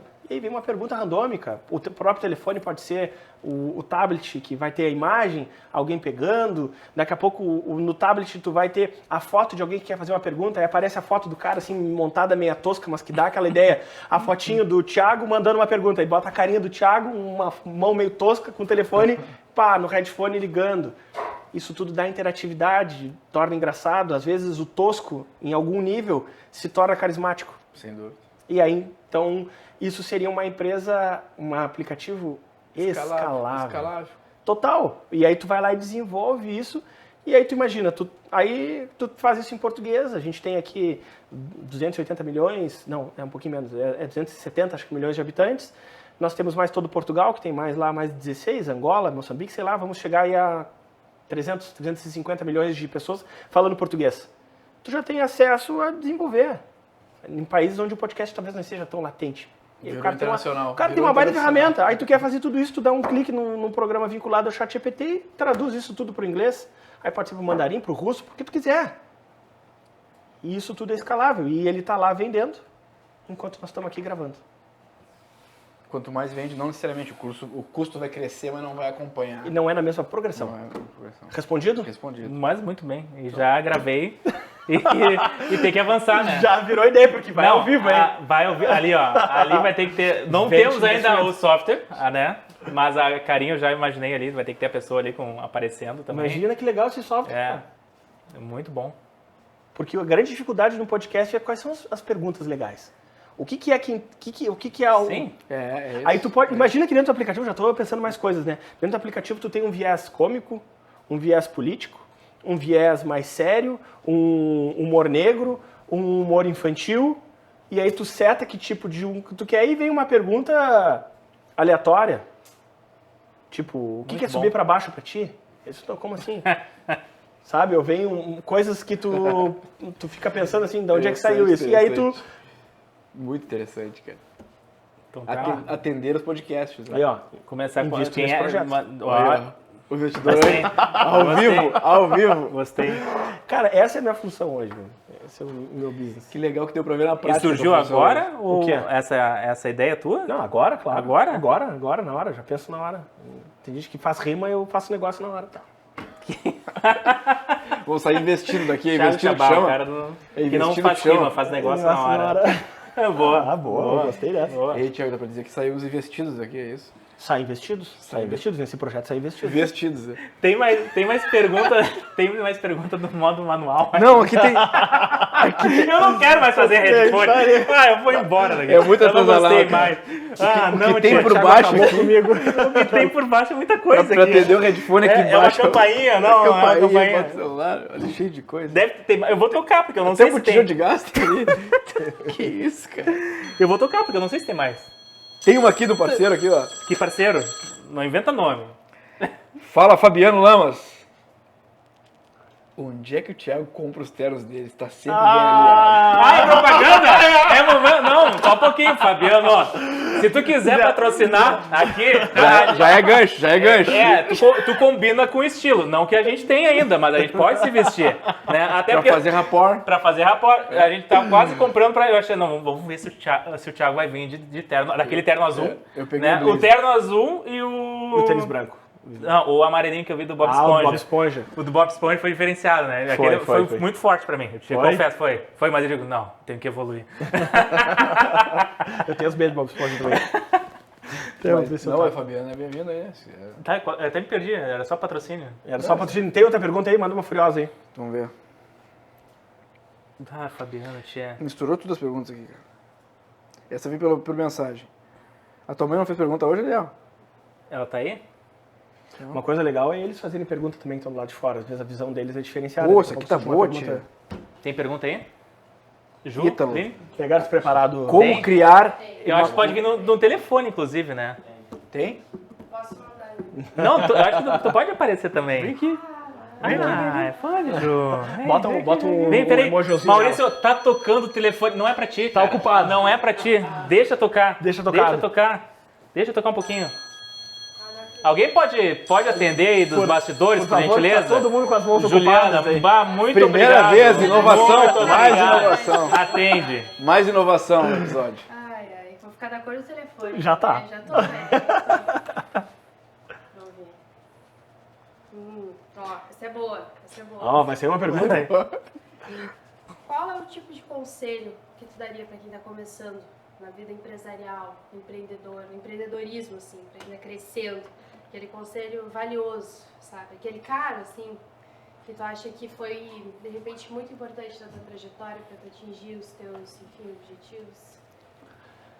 Cara, demorei para ouvir ele, mas eu vou te dizer que o principal é o que não cabe na tua mente, não cabe na tua mão.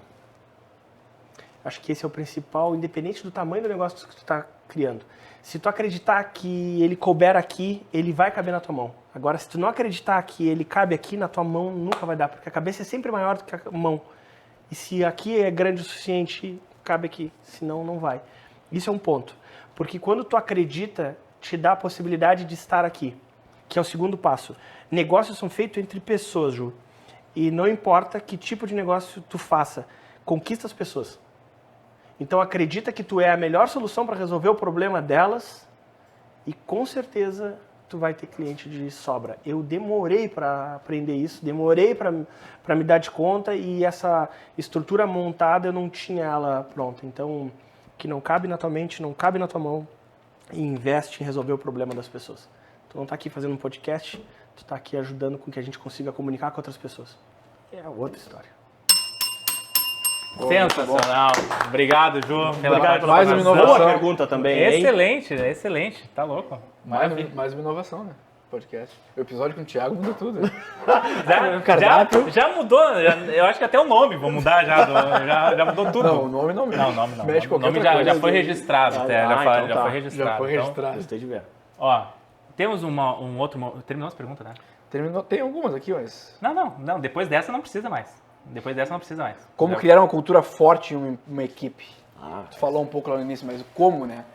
Tu falou, pessoal, a empresa muda o tempo inteiro, todo mundo já sabe disso. Meu filho estava no Masterclass comigo e a palestra dele foi sobre isso. A palestra do teu filho? Do meu filho. De? 13 anos. 13 anos. Eu digo que eu não crio ele, eu treino ele. E treino mesmo e é isso aí. Então, não tem muito mimimi. E o que acontece? A palestra dele foi sobre a educação, ela é de fato desenvolvida a partir do exemplo. Então ele disse que ele aprende comigo a partir do exemplo. Ele estava dando palestra porque me vê dando palestra. Ele estava conversando com as pessoas porque ele me vê conversando. Se ele estivesse aqui, ele ia estar do nosso lado. E quando ele cumprimenta as pessoas, ele levanta, estende a mão, olha nos olhos, prazer, meu nome é Vitor, porque eu sempre digo para ele, cara, faz isso. E ele tem um hack. O objetivo dele, depois que a gente estivesse aqui, eu vou trazer ele aqui um dia, eu termino os eventos, eu digo, qual é a cor do olho das pessoas? Qual é a cor dos olhos deles? Porque se ele lembrar a cor dos olhos de vocês, ele olhou tempo suficiente para vocês. E ele falou isso na palestra. Que legal. Então, respondendo a tua pergunta, cultura se faz a partir do exemplo. Frequente e diário. Tu trazer cultura para uma empresa é como criar um filho. É todos os dias, o óbvio, sendo dito e falado. A coerência entre o que tu fala e o que tu faz determina a estrutura da tua cultura e a força que ela tem de se manter quando tu não tá.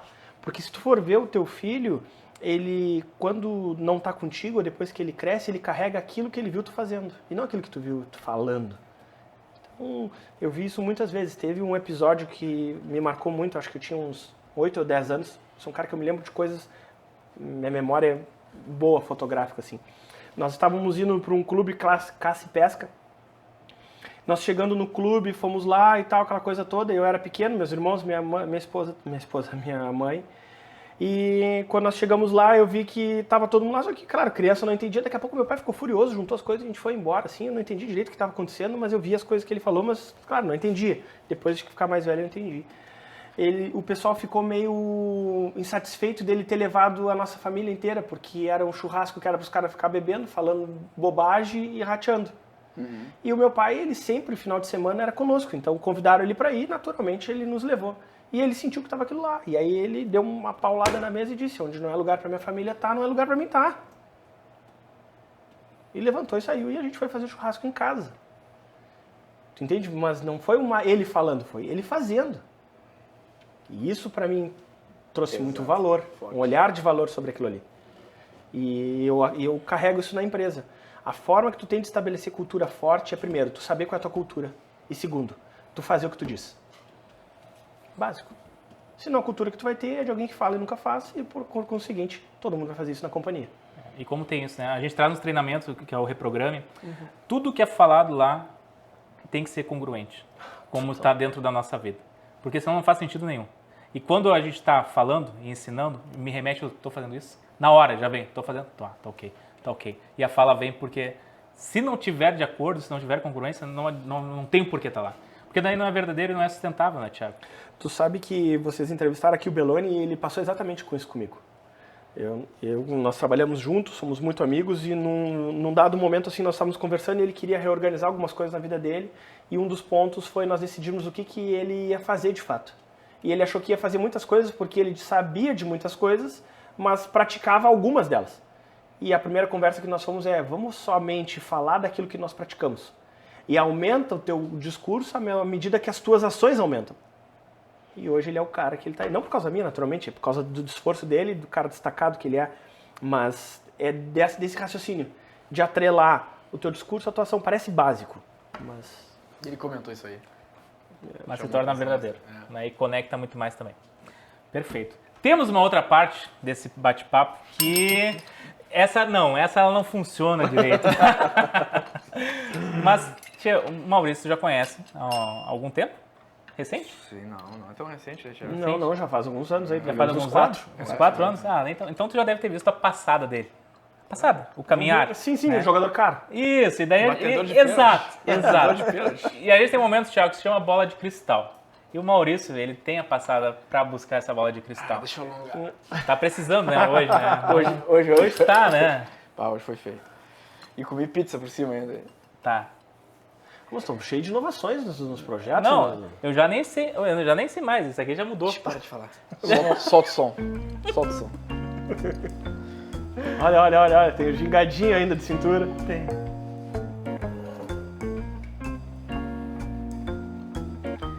Thiago, o que tu pensa quando tu vê uma bola de cristal?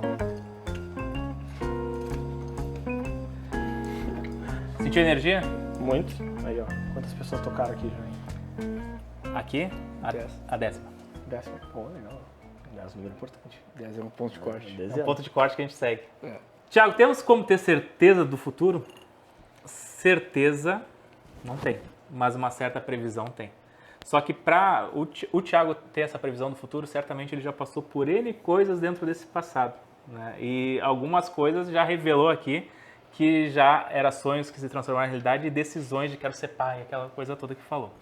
Então, para a gente entender um pouquinho mais, e para quem está nos vendo entender um pouco mais do futuro do Thiago, por que ele pensa isso, nós vamos voltar um pouquinho no passado. Vamos lá. O Thiago lá quando criança, seus 6, 7 anos de idade, o que ele sonhava que seria hoje, aos seus 36 anos? Não sonhava. Não tinha uma clareza de 6 anos. Talvez eu tinha vontade de ser bombeiro, de ser policial, alguma coisa assim, algum super-herói, sempre querendo fazer alguma coisa heróica, assim. Acho que era uma coisa que eu tinha, assim, agora eu estava pensando e me lembrando que um dos meus brinquedos que eu mais gostava era um carrinho de bombeiros. E que aquilo ali estava na minha cabeça. Agora vocês imaginam, eu fiquei pensando, qual é a lembrança que eu tenho de 6 anos? Eu me lembrei eu empurrando um caminhãozinho de bombeiros. Que legal, o telefone que tocava era mais ou menos vermelho na hora dos incêndios. Olha aí, ó. Era mais ou menos assim, né? E o som era esse.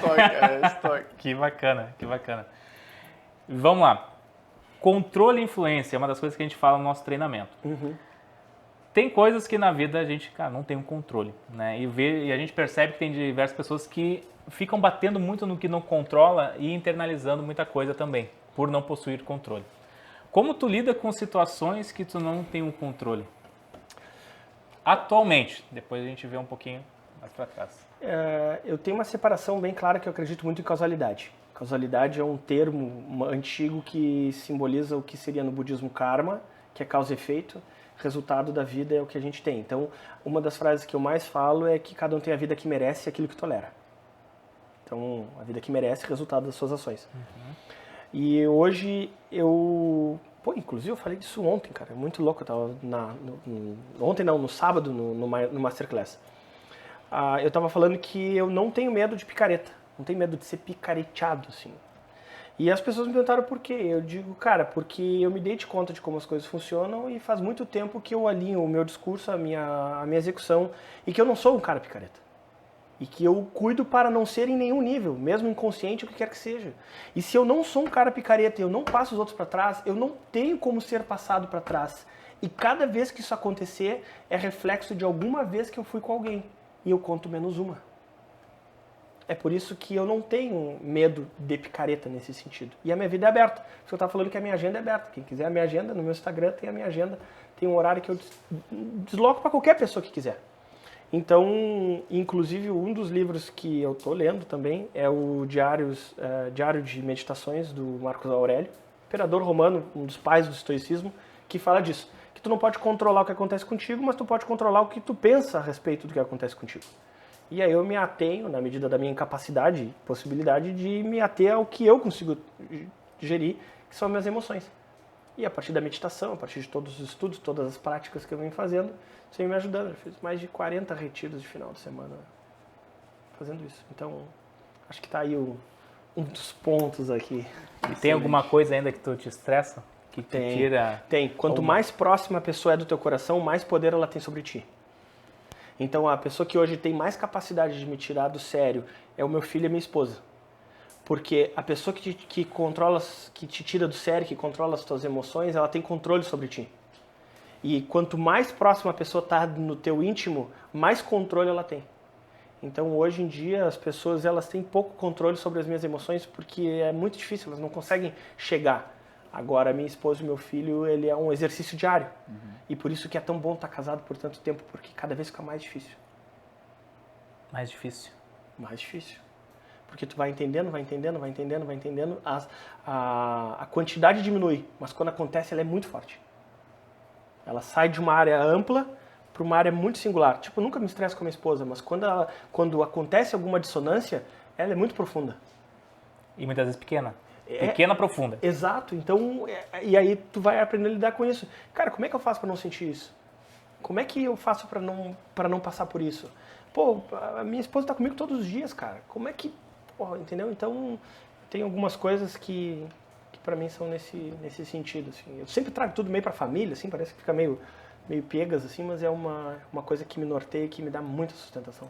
Mas esse dia eu comentei com a Roberta também, né, que nada dessas loucuras, digamos, nada disso aconteceria se não tivesse o apoio também.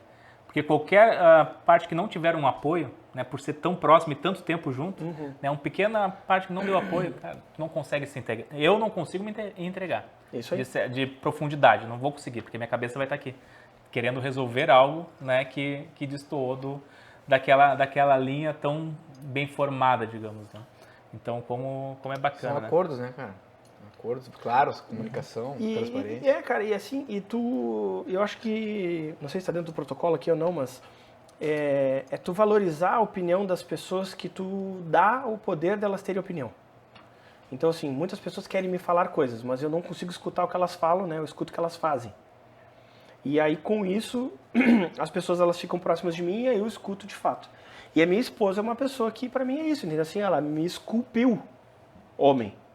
Eu me tornei a partir dela. Assim como a minha mãe me carregou de uma etapa até outra, me entregou para a Rejane. E aí eu segui esse processo, porque eu acho que a gente vai passando etapas, né? Quando tu é criança, tu confia muito nos teus pais, aquela coisa toda. Depois que tu te casa, tu passa a confiar em outra pessoa, teu núcleo familiar muda, é diferente, não é mais nem menos, não é amar menos mais, sim, é diferente. É uma mudança, cara. É uma mudança. E aí nesse momento, então, hoje eu vejo que é muito isso, assim, o homem que eu sou, ele é diretamente relacionado à mulher que a Rejane é. Fundamental isso. E que é umas coisas que muitas vezes não é dito, às vezes fica meio por cima, assim. Tem uma passagem da biografia da Michelle Obama que ela fala sobre o Obama nessa relação, não sei se você sabe. Ela diz que ela conta que um dia ela estava num jantar, estava ela e o Barack Obama, e aí elas estavam jantando, ele já era presidente, e aí veio um garçom e ele pegou e disse, ele foi um dos meus namorados antes de conhecer. E aí ele vai tirar um sarro com ela e pega e fala, sim, viu, se tu tivesse casado com ele, tu não seria a primeira dama. E ela pegou e disse, não, é que ele seria o presidente. Boa, né? E aí eu acredito total nisso. Hoje o Thiago, ele é uma construção em grande parte dessa comunhão com a Rejane. Eu acredito muito em um só corpo. É bonito falar, viver é difícil. é muito... A pessoa que tá escutando, não sei o que, cara, mas vale a pena. Supera, já superei muitas dificuldades, já tivemos muita treta, mas cada uma que tu passa... Cara, deixa mais forte, deixa mais íntimo. Tá louco, tu vive há tanto tempo também, é muito bom. Também. Eu digo, quanto mais... eu digo ainda, Boa. quanto mais tempo, melhor, porque tu consegue conversar. Isso aí. E já se entende. E às vezes não precisa nem a conversa, tu já entende. Né? O olhar, e cara, só não entende se tu não quer e não presta atenção, porque tu já entende toda a comunicação que existe ali. Né? E dormir um de mal com o outro não existe. Não existe. Não existe. Tem que resolver. Isso eu aprendi com minha mãe. Antes de dormir. Né? Tem que resolver. Porque senão não faz sentido, né? Muito legal. Bom, então, olha, o valor eu mais ou menos já sei, já devo perceber qual é, mas qual é o teu principal valor? Cara, meu principal valor é a minha família, sabe assim, sem sombra de dúvidas. Mas a minha família enquanto que ela representa, assim, que é essa unidade indissociável, assim, a unidade basilar. Então, o meu valor principal é a minha família, e onde a minha família estiver comigo, eu tô. E foi tuas decisões lá de trás já também, né? Que Exato. tu já contou na história na primeira parte do bloco. Exatamente. E aonde eles não estão, eu sobrevivo. Então, esse processo, assim, para mim é muito, muito importante. E como é importante ter um valor claro, né? Porque as tuas ações, né, eles vão estar relacionadas totalmente aos teus valores. Ou se elas estão fazendo e tu não entende o porquê está se sentindo mal, né, o porquê que aquilo não deu certo, cara, dá uma olhadinha para os valores. Né, identificar o que realmente faz sentido para ti, né? E se for parar e buscar na linha do tempo, né, desde quando que isso daí já tá dentro de ti, né? Exatamente. É longe, né? E abrir mão, né, cara? Tu falou aí da mudança lá, pra onde era que... Quando tu entrou na empresa de auditoria... Manaus. Manaus. Tá abrindo mão, se tu for olhar ali, pá, um salário bom... É uma carreira promissora, mas... Carreira promissora, né? Mas a minha primeira carreira era de pai. Exatamente. Eu também penso assim, eu voltei a morar aqui para criar minha filha mais perto dela. E também tem esse valor como principal família. Mas, como tu falou, cara, é bonito na fala, mas a prática, ela é árdua. Ela dói e, cara, talvez é a maior resiliência que você tem que ter para manter uma estrutura familiar. É muito difícil, cara. De trabalho tu resolve, né? Deu problema aqui, perdi um negócio ali, né? Perdi um cliente aqui. Cara, mas não tem. E quanto que tu identificou com consciência que o teu valor era a família? Faz tempo, cara. Sei lá, quando... Adolescência? Com a adolescência, quando eu via minha mãe e meu pai, assim, era uma coisa... A minha mãe sempre... Eu tive bons exemplos em casa. Já veio o exemplo. Então, assim, é muito foda. Meu pai... desculpa o palavrão aqui. O meu pai, ele sempre cuidou muito da gente, sabe? Assim, cara, meu pai sempre gostou muito de andar de moto, viajava de moto. Cara, a viagem de moto era um com cada filho, a gente ia pros locais. Tu imagina, era passeio de motociclista, era loucura... Mas a gente estava com o meu pai e, cara, era aquela guarida, era aquela segurança, se divertindo com os amigos dele, selecionando as pessoas que estavam junto. Então, tu imagina, o que é esses eventos de moto? Cara, eu nunca vi meu pai flertando com mulher, rateando, cara, levando os filhos lá, cuidando da gente. E eram momentos extremamente felizes, cara. E eu tinha 10, 11 anos e que forjam um homem, tu entende? Então, eu olho para trás e eu vejo isso na prática e o resultado que isso é incrível. A minha mãe também, nós éramos também nessa idade aí, sei lá, eu 13, 14 anos, a minha mãe resolveu apadrinhar o que seria uma vila aqui, uma pequena vila, não Dunas que é muito grande, mas tipo o Pântano lá no final da Andrade, Osório lá, sei lá, alguma coisa assim. A minha mãe pegou e resolveu que ia montar uma associação de amparo às mulheres lá. E começou a fazer o giro, né? Meu pai maçom, ele chegava lá, tocava o terror, que era o dinheiro para montar o espaço, papapá. Os caras tinham um pouco de dinheiro, ela conseguia juntar aqui e ali, mas a mão de obra era nossa. Aí tu imagina que chegava no final de semana, meu avô, o pai da minha mãe, era pedreiro, veio bem de baixo, foi estruturando, criou os filhos e tal. Então ele era um faz-tudo da família. Final de semana era eu, minha irmã, meu irmão, meu pai, meu avô, ela e os meus amigos. Nós íamos pra lá, carregar carrinho de mão, fazer função. Depois eu fiquei um pouco mais velho, comecei a dar aula de Kung Fu, eu ficava dando aula para os filhos das mulheres e ela lá dando aula de como dobrar, como cuidar, higiene pessoal, cuidados íntimos e essa história, entendeu? Então minha vida lá teve esses exemplos, assim, essas coisas. Meu avô também, uma pessoa que agregava demais, toda a família se reunia lá na volta do meu avô e, cara, era um ambiente muito próspero, assim, de valores e virtudes. E que pra mim foi fundamental, né? Maravilha. Demais. Então são... Cara, é isso que eu digo, assim, eu cuido muito o que eu faço com o meu filho, porque isso faz muita diferença. Uma última história, assim, vocês vão ver que eu gosto um pouco de histórias, porque elas ilustram as coisas, né? Minha mãe com 21 anos, cara, foi a idade que eu nasci. Então ela me teve jovem também, e jovem querendo também. Querendo também. Replicou, saiu de casa. Antigamente era mais comum. Mas querendo também. E aí o que acontece? A minha mãe, eu nasci, e aí deu, sei lá, 1, 2 meses, não sei, ela teve mastite.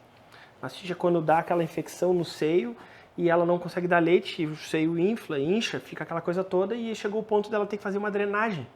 Drenagem é tu cortar e vir com um aspirador ali, só que, cara, o troço dói tanto, tipo, imagina uma espinha gigante, tu não consegue nem encostar que dói. E aí ela marcou, chegou lá, o médico pegou e disse, bom, nós vamos ter que te anestesiar, Denise.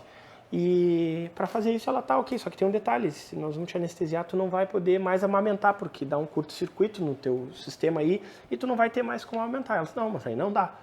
Não vou deixar de amamentar meu filho.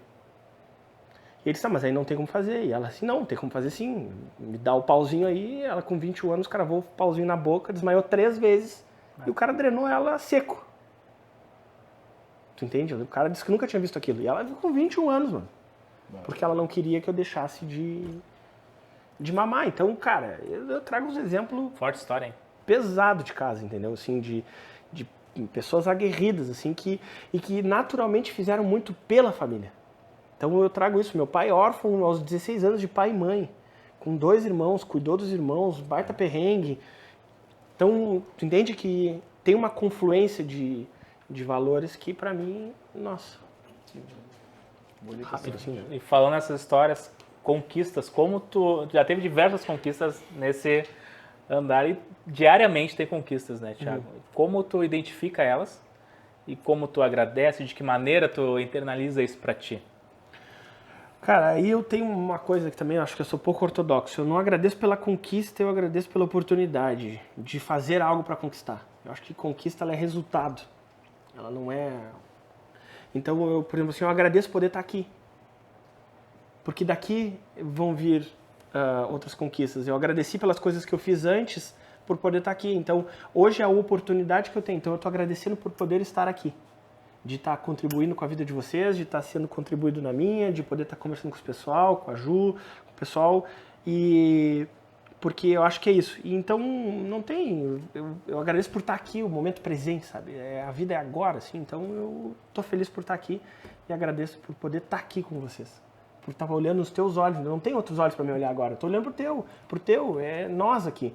E essas coisas, se tu vive ela no dia a dia, ela faz diferença. Então, eu sou assim, cara. Sou meio louco, assim, meio sem noção, mas é isso. Assim.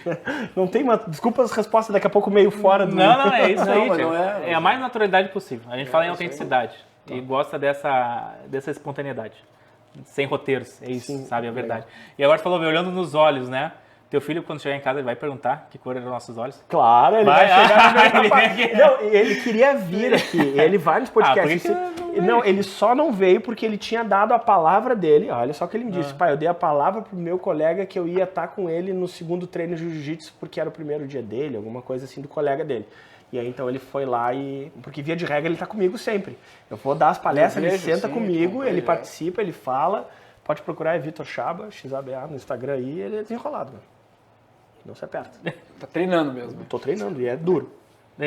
Legal. Então vamos lá, no presente, né, no dia de hoje, o que o Thiago Chaba vai ser pensa em ser daqui a 5 anos, em negócios, em pessoa?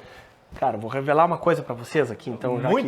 Já que pode ter revelações, eu tenho alguns objetivos que eu quero fazer. Eu quero, com 45 anos, vender todos os meus negócios. Então, é a maturidade, assim, quero vender todos eles. Eu tenho a aspiração de ser prefeito de Pelotas, nesse dia, que talvez vai levar 8 anos, 10 anos, mas é uma aspiração que eu tenho de contribuir. Então, vocês vão me ver concorrendo. E depois que eu cumprir essa missão, ou, enfim, não sei se vai avançar ou não, porque não depende só da minha vontade, eu vou partir numa carreira, assim, missionária. Eu e minha esposa, a gente já conversou sobre isso.